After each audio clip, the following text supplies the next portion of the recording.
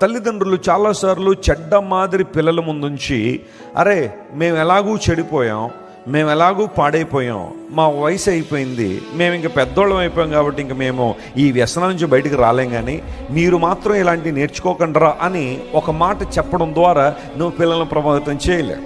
ఎందుకోసం అంటే చిన్న పిల్లలు కానీ లేదా యవ్వన కాలంలోకి వస్తున్న పిల్లలు తల్లిదండ్రులు ఏం చేస్తున్నారో దాన్నే చేయాలనుకుంటారు, కానీ కేవలం తల్లిదండ్రులు చెప్పే మాటల మీదే వారి లక్ష్యం ఉంచరు.